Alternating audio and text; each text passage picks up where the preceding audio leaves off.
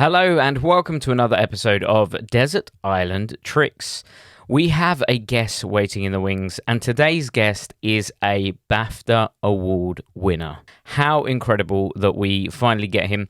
We wanted him for a little while, but his schedule is so incredibly busy at the moment, so it's been great to finally pin him down. You would have seen him on various different TV appearances, including one that I thought was really quirky, which was Help My Supply Teacher Is Magic. He is I think he was Virtual Magician of the Year through the Magic Circle as well, and for good reason. He put so much time and effort into his virtual shows. I remember talking to him through the pandemic about virtual shows, and some of his ideas were always super clever and smart. But today's guest is Mr. Fergus Flanagan. Hello, Fergus. Hello, Jamie. How are you? Very well, thank you. How are you? Well, I'll tell you what, I'm very excited to be doing this because this pod has been particularly interesting to prepare for. And I understand that, the brief is entirely open to interpretation. But I think on the very basis, I'm assuming I don't have an audience to perform for on a desert island. So I've really been sort of looking at what I want from magic. And actually, I think there's one thing on my list that's in my working set, and that's it. So, it's been really fun to prepare for. Well, it's going to be an interesting list, I can already tell. Well, you said about you not having an audience. You can have an audience. It's in your own imagination. This is like your dream island. So you can... one of my favourite podcasts is one called Off Menu.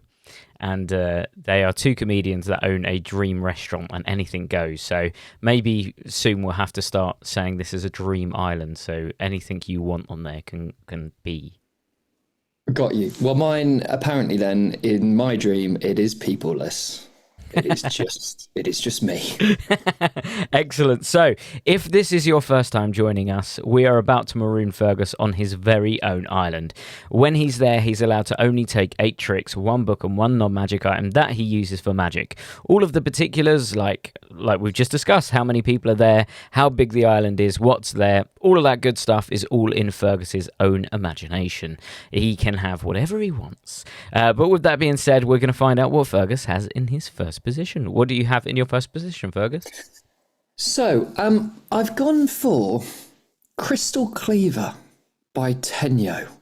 And there's a few reasons for this, but firstly, it is absolute nostalgia. It brings me back to Davenport's going there. It brings me back to flicking through their catalogue and the dusty, musky smell of that.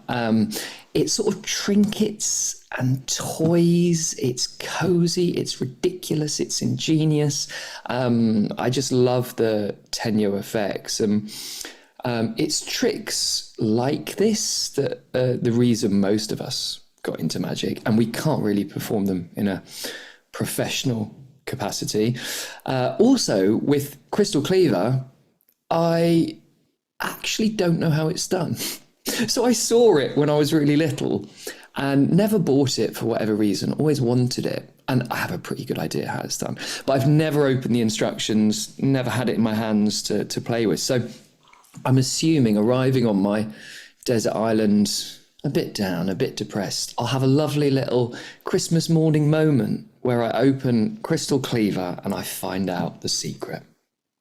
Excellent choice. It's really interesting that you don't know. I think we've had a few people mention that they don't know how the tricks are done, but they just enjoy the moment of mystery, if you will, and they want to prolong it.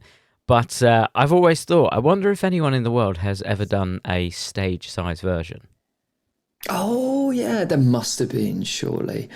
And I'm sure someone has a nice way of gigging it in a close-up environment. I can't quite imagine what that is, but I'd love to hear if someone does. And I think, for me, magic is twofold. It's both the silliest and most trivial thing in my life, and it's also the thing I take the most seriously and treat with the utmost importance in my life. And people often debate, should we take magic seriously? And I don't think the answer to that is a binary one. I think it can be both ridiculous and both very serious. And I think little effects like this, like Crystal Cleaver, remind me to enjoy the silliness.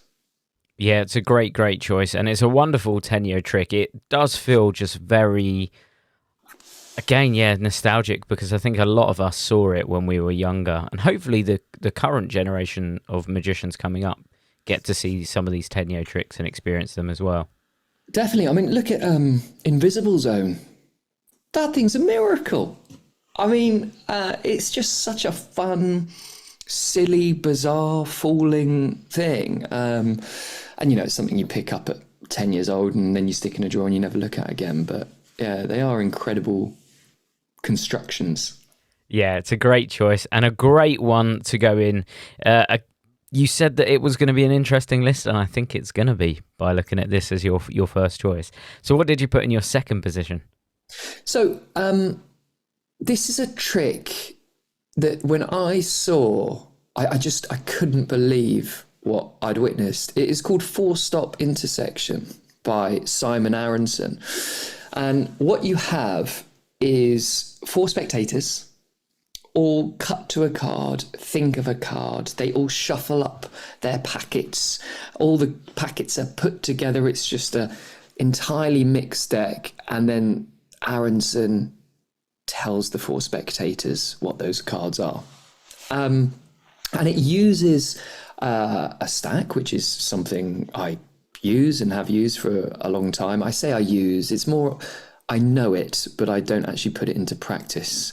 I remember James was always staggered that he used to just test me on a stack, point at me and go 3 of hearts, and see that I could remember it, because I never ever use it. And this trick is, even if you are someone who uses a stack, this is a hard effect to do with the right rhythm and make it as fooling and as smooth as Simon does. And I think be off to a desert island, it would give me plenty of time to put in the appropriate work into my stack and perfect this routine. I think if ever I did a competition, I never would after having done the Virtual Magician of the Year. It was the most anxiety-inducing, terrifying thing I've ever done.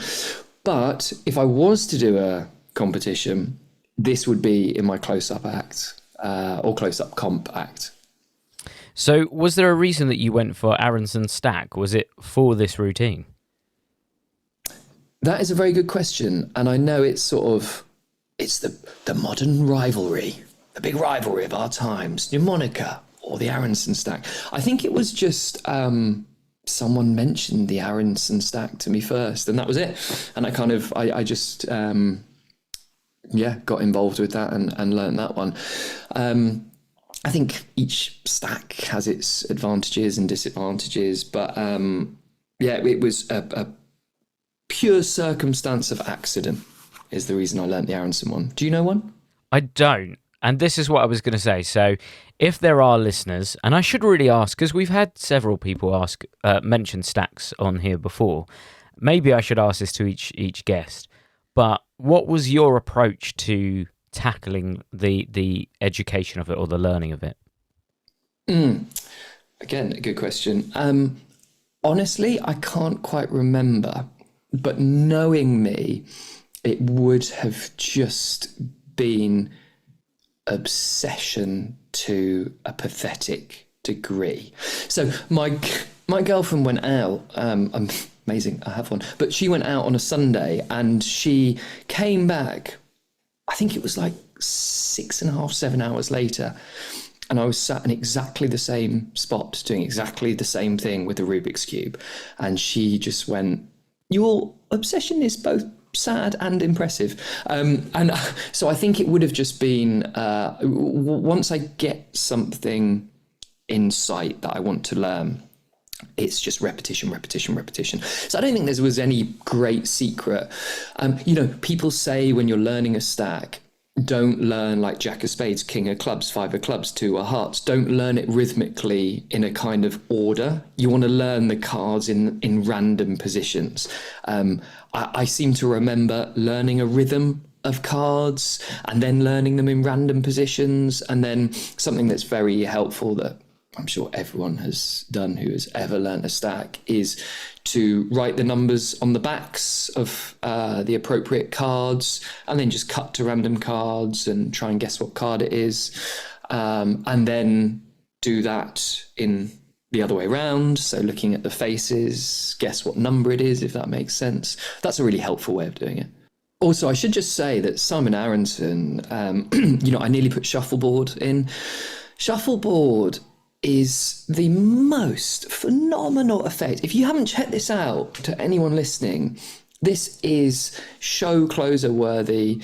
It's a remarkable effect. Without giving too much away, I would just recommend going and YouTubing it. It is a prediction effect with a pack of cards. I don't have a place for it in my parlour show or stage show at the moment, but it is one that is always on the back burner. It's just there waiting to be put into something. That prior commitment is a self-working miracle. Aronson, sadly passed away, but he was just a genius. He really, really was fantastic. And this would also mean you'd have to give me a pack of cards on the island, which I could constantly fidget with and play with. So I'm killing two birds there. Yep, I'll give you a deck of cards. Red or blue? It's red. And it's funny that, isn't it? I don't know why we are so loyal to a colour. Harry de Cruz is loyal to blue. And I feel that sort of makes him the black sheep of the family. Because who's using blue bikes? We're going to be inundated now with people complaining on the side of blue bikes.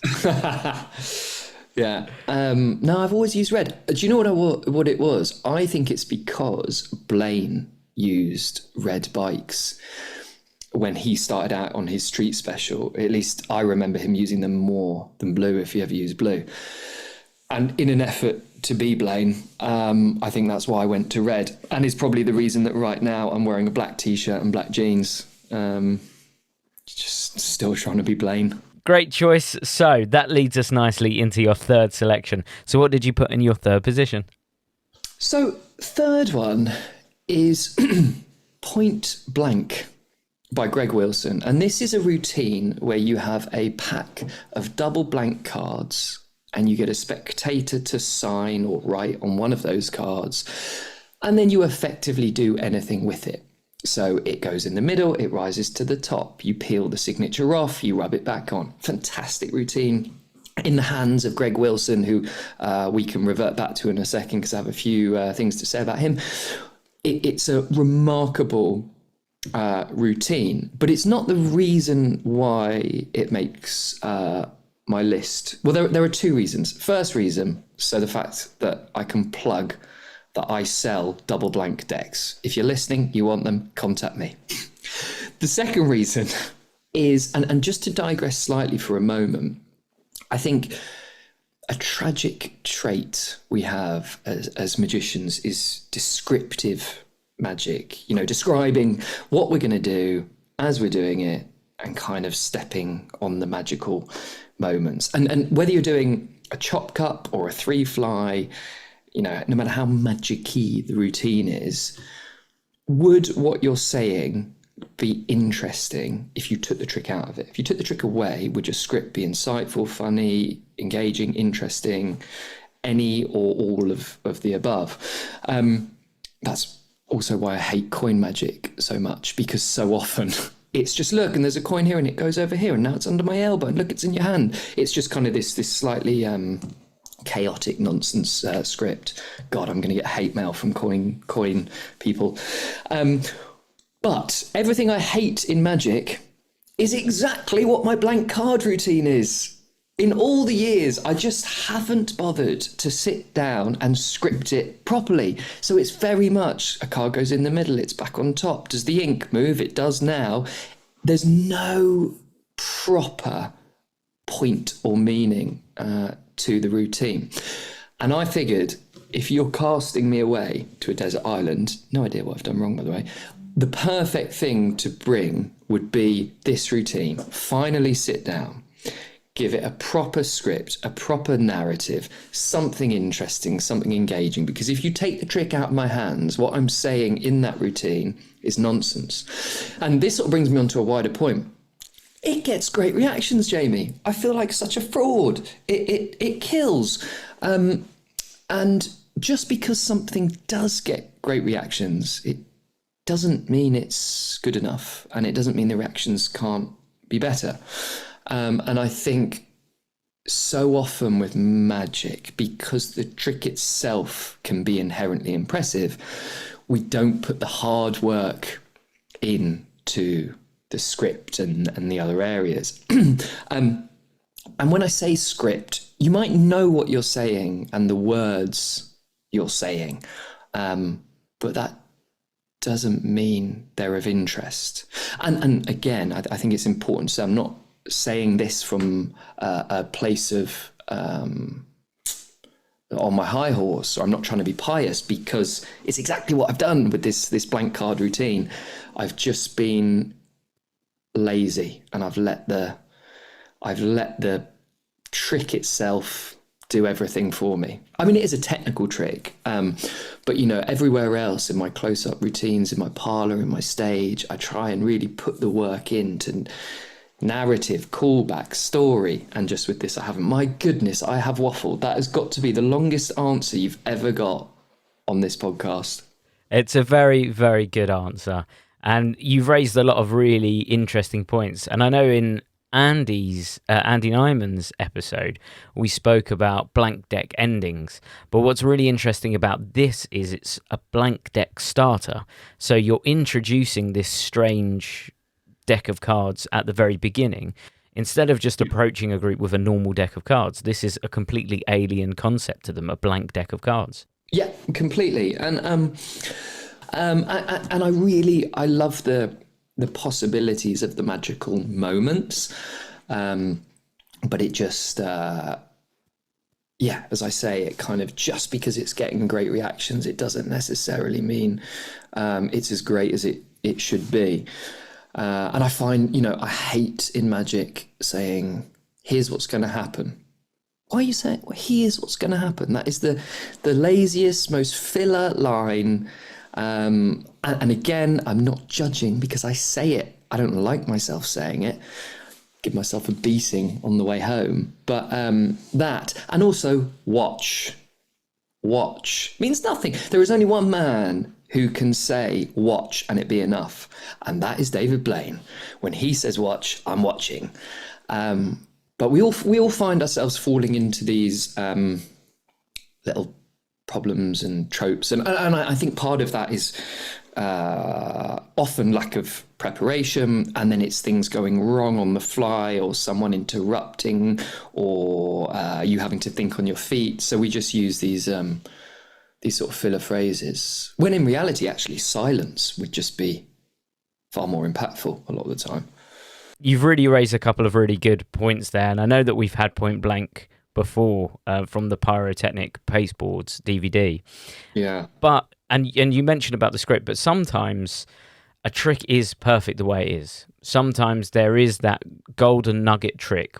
When you see it, and Gregory Wilson's just amazing. He's just such a phenomenal performer. When you see him do it, it does feel like no input that I put into this trick is going to make it any better than it already is. Yeah, I mean, Greg's, phenomenal. I think when I was about 14, so I started magic about 9 or 10, and then at about 14, I got on the Greg Wilson hype train. I wanted everything Greg. Give me that and that and that. And he releases a lot of material. So it was so bad, actually, I sort of became a mini Greg, and I had little affectations, just lifted all his lines, all those terrible things you do when you're learning and you're young. And I sort of said things that were what an adult should say, not what a child should say. I started speaking very quickly like Greg. I hope he's not listening to this, but it was really awful. And actually, I know Harry de Cruz has got my YMC competition act. somewhere on tape that I've been trying to avoid watching for the last 3 years. And he found it in an archive just after the pandemic, I think. And yeah, within that, I just was a mini Greg Wilson. And do you know what? I think that's fine when you're that age and you're trying to find your feet and work out who you are and what sort of performer you are and all of those things. It's immensely complicated. So I don't begrudge baby Fergus for doing that. I just don't want to have to watch it. Excellent choice, superb trick, and it does bring us to your fourth spot. So what did you put in your fourth position? So I take it there can be a window on this island. It can be whatever you want. It's your dream island. Fantastic. In that case, we're looking at Window by David Stone. So the greatest card through glass, card through window ever invented, in my opinion, is Window by David Stone. This, my first ever live TV appearance was on Blue Peter. And at the time, I had shot Window in my show reel. So Window is a card through window or card through glass. Anyone who remembers David Blaine in the early days, he became popular, or even more popular, through an effect where he got an audience member to select a card. It went back in the pack. He threw the cards at a window, and on the other side of the glass was the card that had been picked. Absolute miracle. And David Stone released an effect whereby you throw the pack at the window, and on the other side of the glass is the wrong card. So you've got a couple of things at play. One, the magician in trouble, which is always a great premise with any audience. Two, any time you can lean into what an audience have as an expectation of a trick and flip that, that's a brilliant thing to do. And at the time, you know, when I was first on television 2011, people still remembered very clearly David Blaine doing that trick. So when it went wrong, they immediately had an emotional image of what it was meant to look like. And then what happens is you walk up to the window, you wave your hand over the glass or the card on the other side of the glass, and it changes on the other side of the glass. The audience member can rub the glass, nothing to see. And I think because it was a feature of my show reel for 10, 12 years, and it was, when Blue Peter saw it, they loved it so much, they built me a window in a box on set, and we did the trick in the studio with this purpose-built window, which, looking back, was a mad thing to do. And even though it was nothing to do with the method, if I was watching that as a viewer, I'd go, well, that's bonkers. He's brought his own window with him. So I think, it was perhaps not the best decision, but it's a great effect. It's really, really clever, and to do it, to practice it, is so satisfying. You're just watching that card on the other side of the glass change. Yep, it's a great, great choice. It's a wonderful trick. And what I also loved about that was they had lots of different ways to, without giving too much away, to trigger the moment of magic to happen. And I used to quite like that as well. That was really clever. Yeah, I mean, it was just a really smart, lovely play on something that was specifically to me as well an iconic trick because of, you know, my stalker obsession with Blaine. To see one of his sort of textbook effects and a twist on that was just something immediately I was like, I must do that effect. And I think those, you know, any kind of, it's so dramatic. Anything where you throw cards or cards fly about or cascade. I really like that image. Whatever the effect is going to be, I like the drama of that. Yeah, I think it's a really cool choice. It's one that I don't think it's probably available anymore, but if you can get your hands on one or find out how it works, you'll actually be surprised how the gimmick itself works as well. It doesn't perhaps... It's not orientated in the way that you would first expect, put it that way. It's really cleverly constructed to allow the trick to work seamlessly. I mean, David Stone, is just incredible to watch. He is a thunderstorm of brilliance, just whether it's creatively or performance. On the performance side, he really is something else.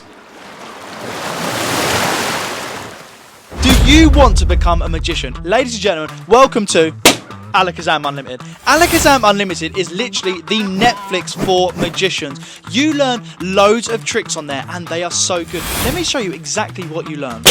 On Alakazam Unlimited, you learn tricks for beginners. Check this out. Tricks that if you've never done a magic trick before, it's not a problem because they are so easy to perform. We teach you card tricks on there, but not card tricks that you would have seen your granddad or your uncle perform. I'm talking professional level card tricks. We're going to teach you coin tricks. So if you're down the pub and your mate hands you some change, you can do tricks with their coins. Not only that, we also teach you how to read minds. Mind reading has blown people away forever, and you can harness that power. Build confidence. Magic is great for building confidence, whether you're 5 or 105. Magic is the perfect confidence builder. It gets you out around people having fun.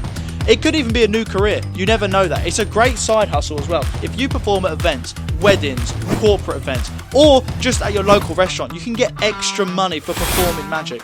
You can even impress your grandkids. So many people come into the shop and they want to be that magic granddad. They want to have that extra something, a little bit of time they can spend with their grandkids or their children. Magic is the perfect hobby for that, and we teach you tricks that are great for that. Also, win free drinks. Honestly, I've lost count the amount of free drinks I've won just from being able to do a couple of tricks. Not only that, the great thing of Unlimited is... get off, you can cancel anytime, there you go. You haven't got to sign up for like a year, anything like that. You can cancel anytime. It's a monthly contract. Not only that, 7-day free trial. And the price of it, drum roll please, £4.99 per month. Less than £5 a month, you get access to over 200 magic tricks taught by professional magicians, okay? Unreal magic tricks of all skill levels, of all abilities. You can cancel any times. It's £4.99 a month, and like I said, there's tricks on there for every single one of you. So if you want to become a magician, if you want to learn one trick, if you want to just impress your friends, your colleagues, your pub mates, check out Alakazam Unlimited right now, alakazam.co.uk, or click the link below. You will not regret it, trust me. It'll be the best £5 a month you ever spent. It's literally less than a pint. Unbelievable.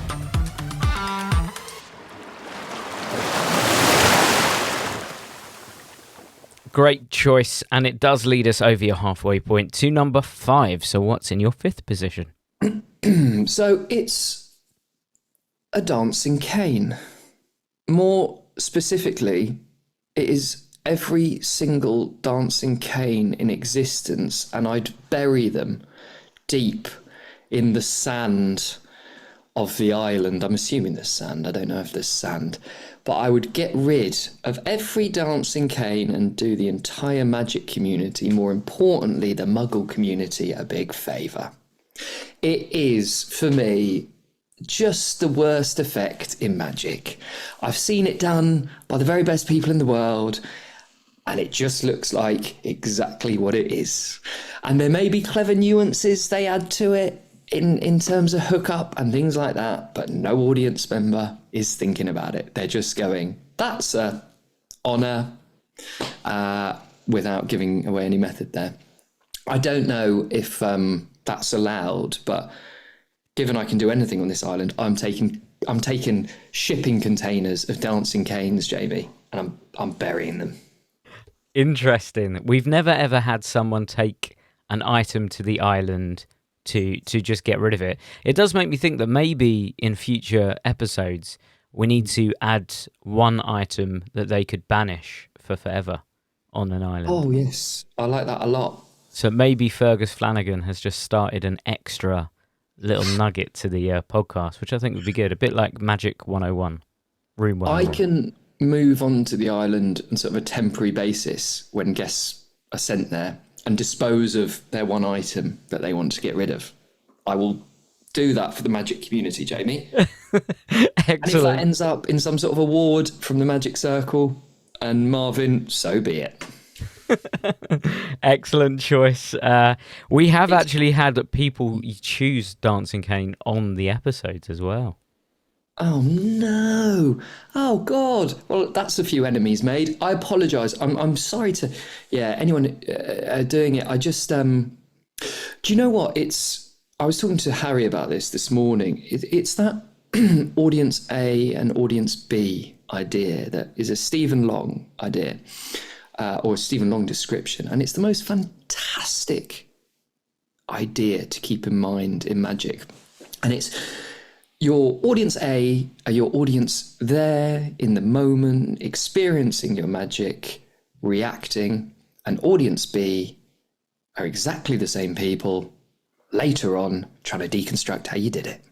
And sort of protecting audience B's experience is, well, arguably it's harder, but it's much more important because it's the lasting memory. And I think with an effect like Dancing Cane,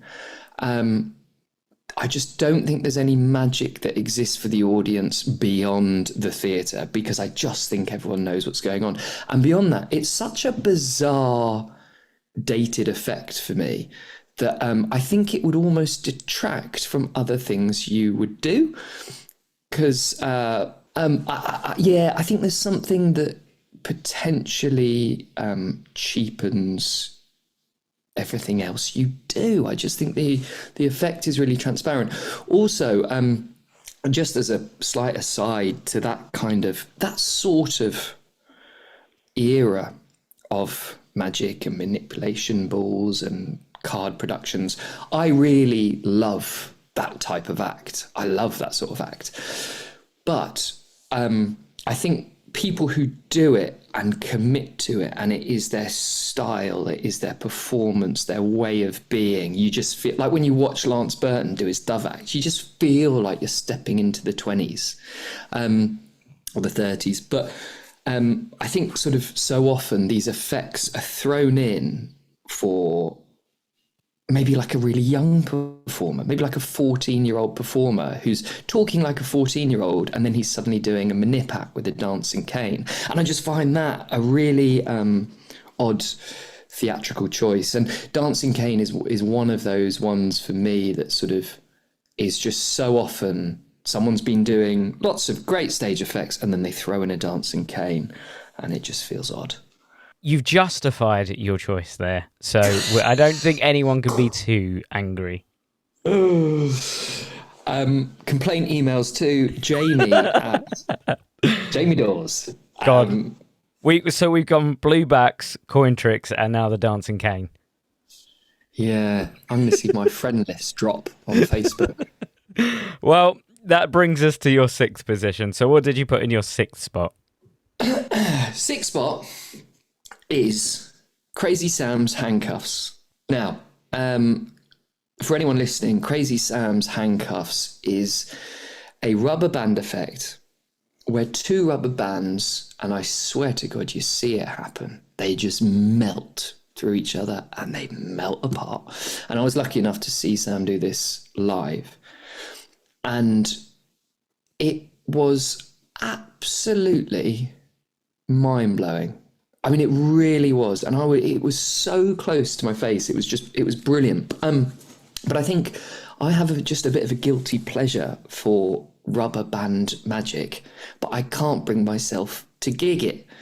I just can't bring myself to take out 2 little rubber bands at a black tie event and say, here, check these out. So consequently, I don't put the hours into practicing rubber band magic because I just know I'm never going to use it. However, you have stuck me on a desert island for reasons we still don't know. And so I'm going to have an enormous amount of time for my own love of learning, my own enjoyment. There's no audience, as we've already discussed. Apparently, I banished them all, even though I didn't have to. So I'm going to put my life's work into my secret lover, which is rubber band magic and Crazy Sam's. Have you seen it, Jamie? It's wild. Yeah, it's a really clever method as well. it's almost counterintuitive because it shouldn't look as good as it does when you find out how it works. Completely. Couldn't agree more. Yeah. When I found out, I was like, that cannot be it, because it can't work like that. And yeah, it's brilliant. That sort of a worthy mention is True by Menny Lindenfield. True is phenomenal. You're basically just putting a rubber band around your fingers. You're pulling it through your fingers, pulling it off your hand. It's like crazy penetrations. But again, I practice that in the dark of the night under the covers when no one's looking. I can't get past it. I can't get past the rubber band thing. This is like therapy, Jamie. When I was preparing for this, I stumbled across a lot of my own issues and insecurities, and that's definitely one. So we've just added rubber band magic at a black tie event to your list of complaints coming through. Oh God, who are the top rubber band people? You'll have to somehow block them from listening to this episode. Well, one of them's on next week, so I'm joking. Oh. No, that's a great choice. It's a wonderful trick, and if anyone does do rubber band magic, it really is a phenomenal version of it, and it takes away a little bit of the knuckle bustingness of it. It sort of just works. Yeah. I thought it was going to be a lot more difficult than it was. Now, I'm saying a lot more difficult to do, not to do like Sam does it. By the way, I'm assuming his name is Sam. Yes, it is. Yeah. I'm not going to attempt his last name, but it is Sam. Sure. Great. I mean, makes sense, but I had just totally assumed that. And when he does it, it is like watching exactly what would happen if you could just melt rubber bands through each other. And I think to get to that level of it would be, serious hours. And then you put in angles and audience members and all the things we have to consider all of the time. And, you've got your 10,000 hours. But I think just as a thing to pick up and do, I mean, within sort of 20 minutes, I was filming a good video for Neb and sending that over. So yeah, it's really, really great. And a wonderful choice. It does bring us on to the tail end of your tricks, though. So what did you put in number 7? Also, I should point out, there'd be no one to see me practicing it on the desert island, so I'd be shame-free. Brilliant. I'm just going to take Richard Sanders with me, if that's all right. So I'll just pack him, please. And I mean, come on, the guy, interlace any card, remarkable fiber optics.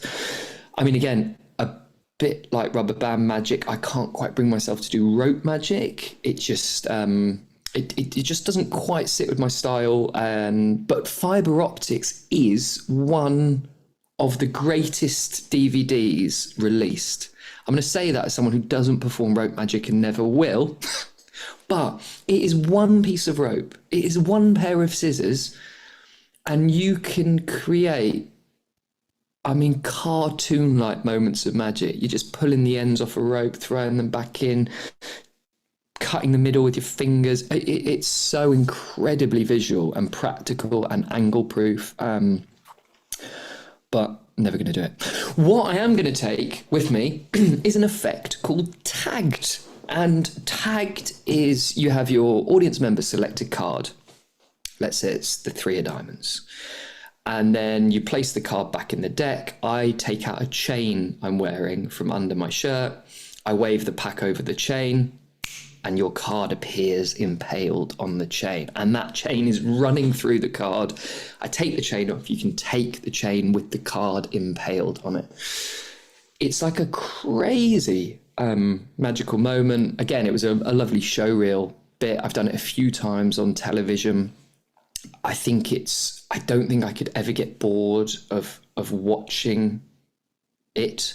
So I could just sit there on my desert island, just watching that card impale again and again and not get bored for eternity. So it's such a brilliant effect. It's an impossible souvenir. And the reason for including this is it is one of my favourite moments of an audience member misremembering a magic trick. Now, for anyone listening who doesn't really understand what I mean by that, as magicians, we're constantly confronted, or rather we're constantly told stories by non-magicians about tricks we've done, and they make them significantly more impressive than they actually were. Okay, so there are certain limitations to tagged. But one guy said to me, about 7 years after I'd done tags for him and a group of other boys, he said he was retelling the story at a party of what I did. And he said, I shuffled up the cards.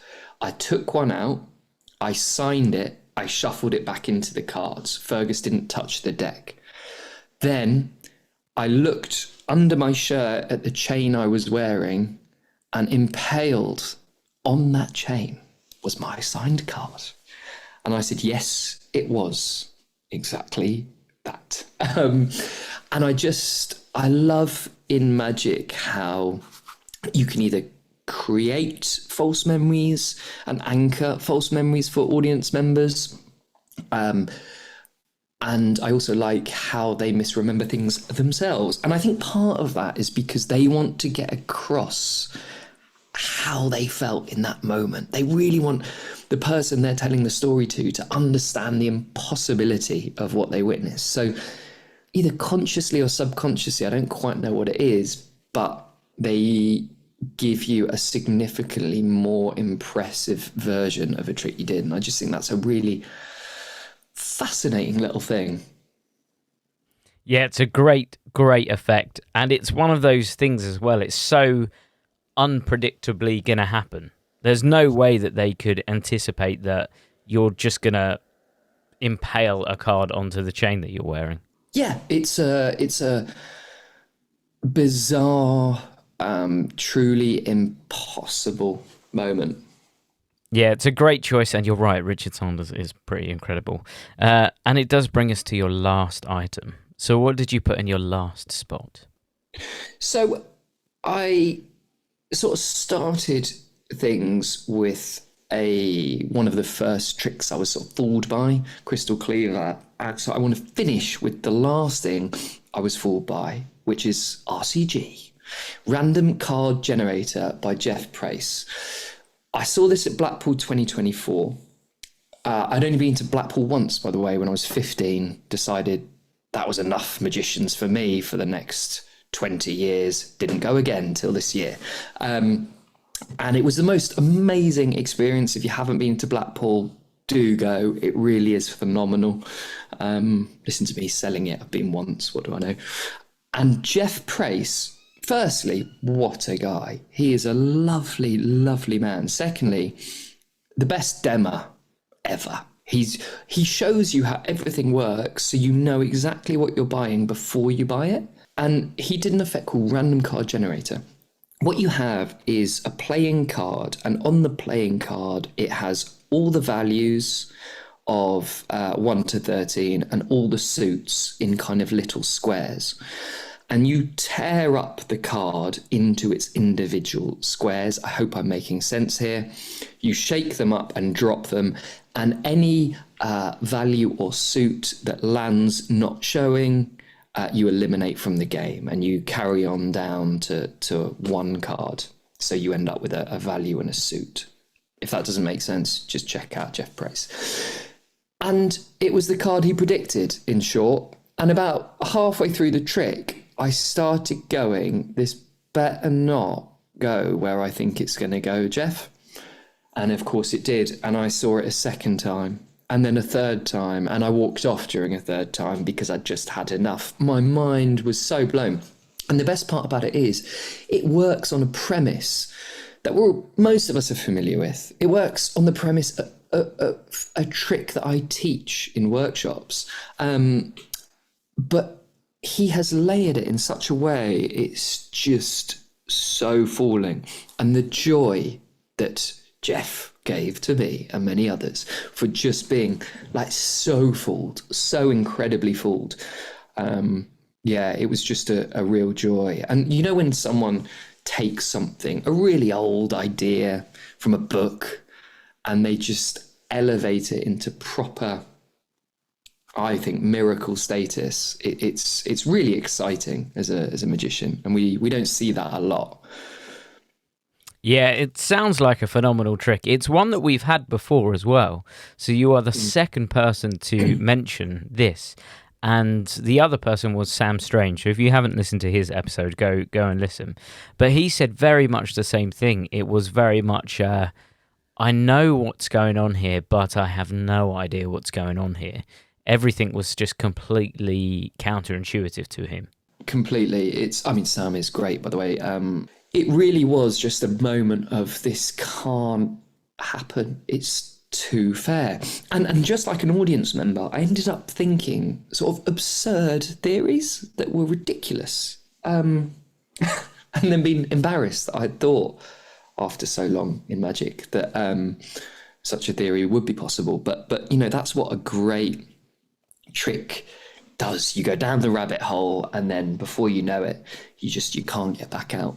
Great choice, a wonderful trick, and it's definitely one that I think a lot of people will be checking out. It's very clever. It's superb thinking. It's really, really smart. Now, up until this point, you've had 8 choices, and now you're onto your 2 curveball items. So you have 1 book and 1 non-magic item that you use for magic. So what did you put in your book position? My favourite book? Oh, this was an easy one. Strong Magic by Darwin Ortiz. You must have had this many times, I'm sure. It's just, if you haven't read Strong Magic, I cannot recommend it enough. It doesn't have tricks in, so it's theory based, but you will read that and you will be a better performer after 20 pages, and after the whole book you'll be a different performer and a different thinker. Everything feeling I had about magic, and I couldn't even necessarily articulate or quite pinpoint, was summarized in that book. Every line is gold. It's just filled with so much wisdom, so much good thinking, and it really is one that, yeah, everyone should be reading. And I think, most of us fall in and out of love with tricks a little bit. We can get a bit bored of them or a bit tired of them. I just don't think you can ever get bored of presentations and theory and the reason for doing what you're doing. I think it's very hard to get bored of that. And that, for me, I think is much harder work than the tricks. So sometimes we maybe stop working on our presentations because it's, creatively you have to go through that horrible rut, sort of the writer's block and all of those things. But I just recommend pick up Strong Magic. You will not regret it. Yeah, it's a great choice. And earlier on, you mentioned a few times that you tend to favour the presentation behind a trick. Yeah, and also, I think it's probably a bit more fun to be harsher than I actually feel towards certain tricks. Don't worry, you dancing caners, I'm not going to actually bury every single one of them.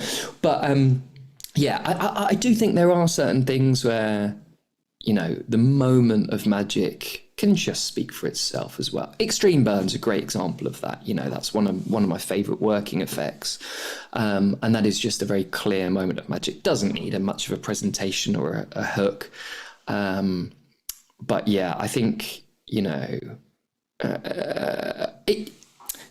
I think it's impossible not to say that story is everything. Just look at Darren. Darren has had a 25-year career in a very fickle age where people are famous for 2 seconds, and he has somehow, as a magician, sustained an incredibly popular career. And the reason for that is because he puts story above everything else. And I mean, you don't need me to tell you that. Darren has spoken about this through many mediums over many years. But his story is always evolving, he's fluid, he's always learning, therefore that bleeds into his magic. And So I think it really is the key to a rewarding time in magic, probably. Yeah. Yeah, it's a great choice, and it does lead us on to your curveball item. So your non-magic item that you use for magic. So what did you go for that?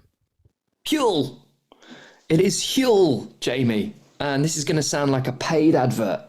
But Huel is... I can't believe I've gone with this. But it is a sort of meal replacement proteiny shake thing. But it genuinely changed my relationship with performing. So as someone who suffers with severe anxiety in the form of OCD, and I sometimes find either making time to eat well difficult, or I don't feel like eating because I'm about to go out on stage in front of 600 people. But if you don't eat, the knock-on effects of that are terrible. So I found that this thing called Huel, which Neb introduced me to, and I used to think he was a weirdo when he ate it because it's like space food. But that is something that I would struggle to live without, I think. Yeah. Now, it really does sound like I've got shares in Huel. I don't have shares in Huel. Let's just clarify that. But it's just, it has been a really helpful thing to me. I suddenly feel like we're on a Stephen Bartlett podcast. We've switched to a different podcast. I was doing a routine, I can't remember, it was a couple of months ago, and it was like a mind reading routine. Funny that's a lot of my material is sort of mind reading, psychological stuff, but there's nothing on the list there. But anyway, I said to someone, tell me something you can't live without, and not something boring like your mobile phone. Give me something random. Like for me, it's a thing called Huel. And the guy went, "All right, Bartlett." So I might have to stop that because he's all over it. Well, it's the first time that we've had any food or drink related items as a luxury item, let's say, or a non-magic item. So it's really interesting. But you did raise a couple of things, and I know I've spoken to a couple of friends of mine before. When you are gigging, a lot of the gigs are late night or they're sort of mid-afternoon into late evening, and your opportunity to have a healthy meal or any sort of meal sometimes, if we're all perfectly honest, it's really difficult. So little hacks like that in your day really do help. 100%. And I think, especially if you are someone who is naturally has an anxious disposition, not eating will serve to perpetuate that tenfold. So yeah, I think an approach to performance really has to be a holistic one: exercising right, sleeping well, eating well. No, I think you made some really, really valid points. And looking back over your list, so here we've got blue backs, we've got a free fly, we've got a dancing cane, and we've got Crazy Sam's handcuffs in a black tie suit. I think that's a great list. It was, like I said, it's such a fun one to prepare for. I wanted to put some stuff from Roddy on there. Flux was just a great one. Sadly, it had to go for Dancing Cane because I thought my obligation to remove that from the magic world is far more important than plugging Roddy stuff. But yeah, his effects are wildly good.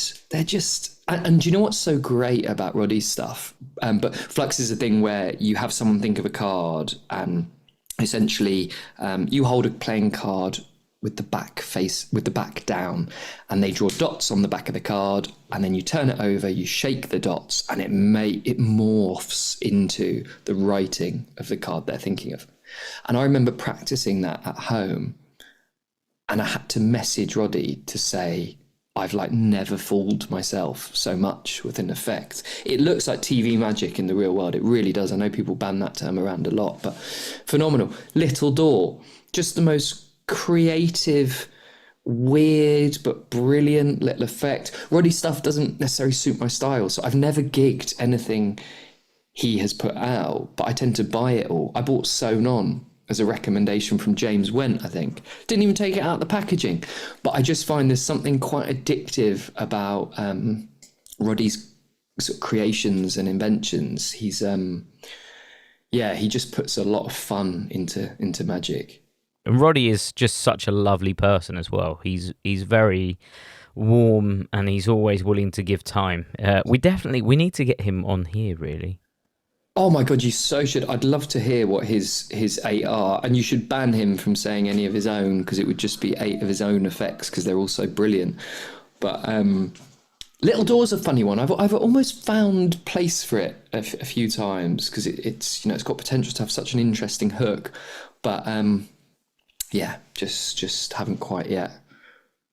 Yeah, it's a great choice, and what a great list. We've gone all the way from sort of your nostalgic past with Crystal Cleaver, all the way through Point Blank, Four Stop Intersection, Window by David Stone, which is quite a nostalgic trick as well, because it's quite old now. You've banished Dancing Canes, Crazy Sam's Handcuffs, brilliant, Tagged by Richard Sanders. We've got the Random Card Generator by Jeff Price, and your book was Strong Magic, and your drink is fueling all of that wonderful magic. What a great list, so varied. If people want to find out more about you, Fergus, where can they go? Well, if you want to say lovely things, fergusflanagan.com. If you want to complain about my views on Dancing Canes and coin magic, then it is jamiedawes.co.uk. Thank you so much for joining me, Fergus, and giving me your list. Thank you, Jamie. Well done on the enormous success of this podcast. Thank you. Well, it's down to all of our wonderful guests like yourself who are, putting so much time and thought into all of these. And it's great that everyone's getting so much out of it, and everyone will be getting lots out of this, including Dancing Canes. Apologies for your incoming cancellation of this podcast. Thank you so much, and thank you all for listening. Don't forget, we do have Stranded with a Stranger, which is our Monday edition. If you want to be a part of that, send in your list of 8 tricks, 1 book and 1 non-magic item to sales@alakazam.co.uk. Please put in the subject line My Desert Island List, and then we can get one of those episodes recorded with you. With that being said, please do go check out Fergus's website. Keep an eye on some of his stuff. With that being said, thank you all for listening, and we'll see you again soon on another episode of Desert Island Tricks. Goodbye. When I perform at gigs, I look at effects that tick these 3 boxes. Is it super strong and powerful? Yes. Will it last with your spectators for a lifetime? Absolutely. And does it leave them with a souvenir that perfectly captures the moment of magic? If that all sounds exactly what you're after, look no further than the liquid forks. These forks have been custom designed to be able to bend right in front of your spectators' eyes. It's so easy to perform, it's so visual, and trust me, they will honestly keep this impossible object because they've seen it morph in front of their eyes. It literally does the impossible.